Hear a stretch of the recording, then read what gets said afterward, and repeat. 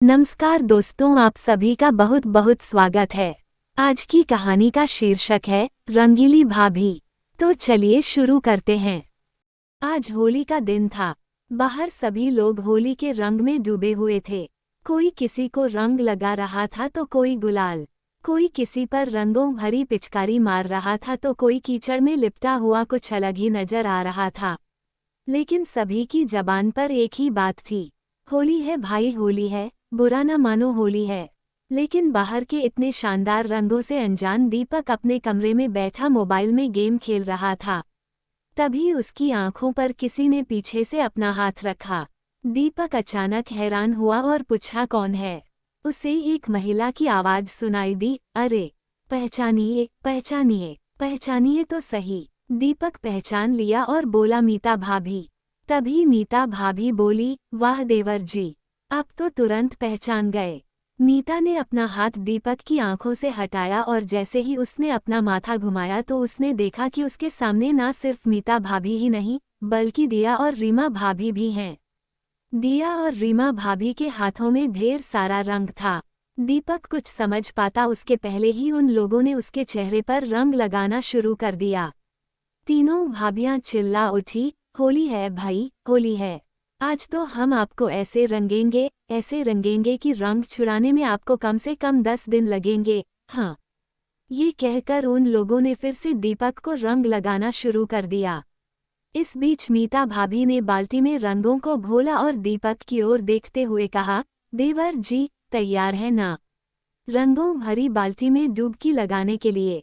ये कहकर मीता बाल्टी के रंगों को एक पिचकारी में भरकर दीपक पर डालने लगी। तब दीपक बोला, अरे अरे हो गया भाभी, अब कितना रंग लगाएंगी? तब मीता भाभी बोली, अरे ऐसे कैसे हो गया भाभी, और देवर की होली भी भला इतनी जल्दी खत्म होती है क्या? ये कहकर उन तीनों भाभियों ने दीपक को पकड़ा और उसे बाहर ले जाने लगी। तभी दीपक हैरान होकर पूछा, अरे कहाँ ले जा रही हैं मुझे आप लोग? तभी दिया भाभी ने कहा, आप भी ना सवाल बहुत पूछते हैं, चलिए ना जहाँ ले जा रहे हैं। उसके बाद तीनों भाभी दीपक को एक रंग के भरे टब के पास ले गई। दीपक ने जब रंगों से लबालब भरे उस टब को देखा तो बोल पड़ा, ओ तेरी, अभी और भी रंग बाकी है।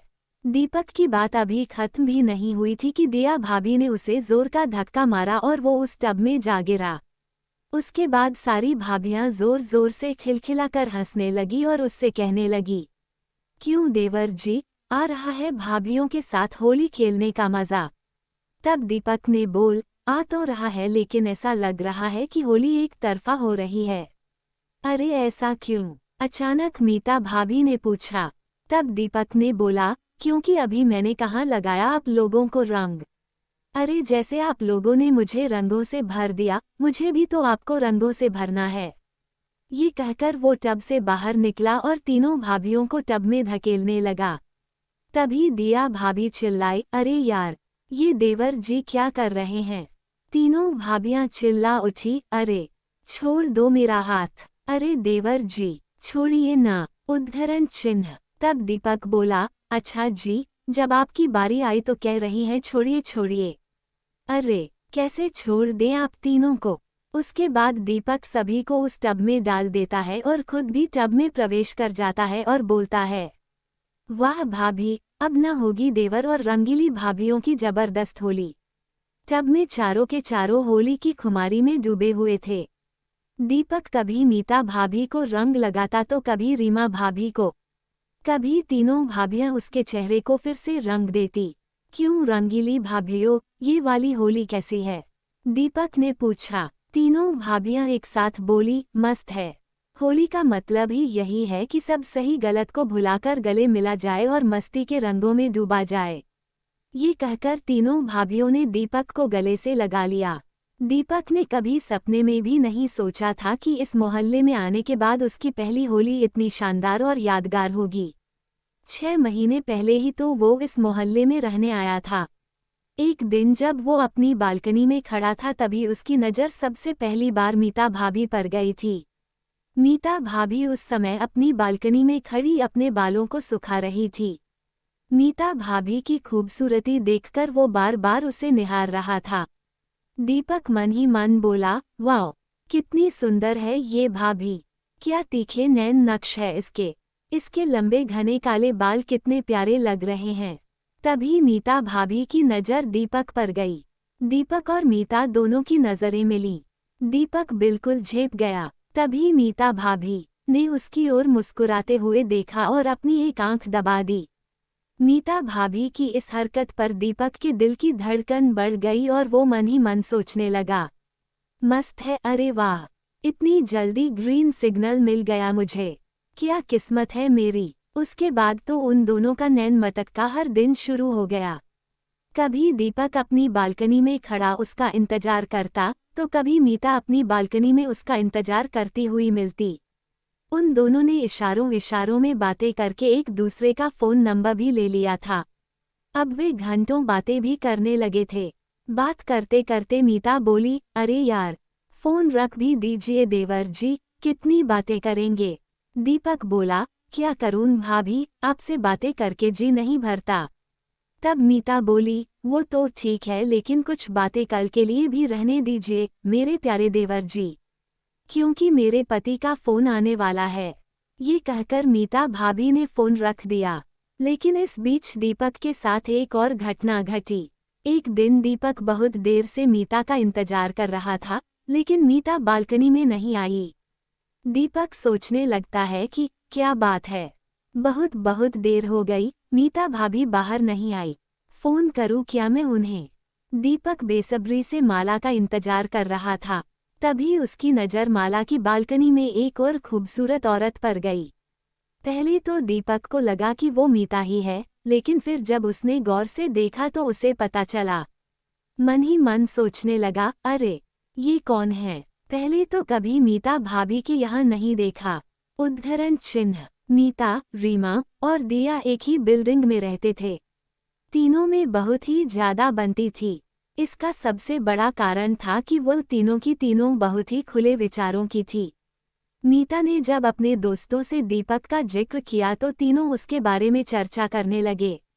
सच में यार, बहुत ही हैंडसम है वो, दिया बोली। फिर रीमा बोली, अच्छा, पर यार ये तो गलत बात है ना, पिछले 1 महीने से तू जिंदगी के मजे ले रही है और हमें अब बता रही है।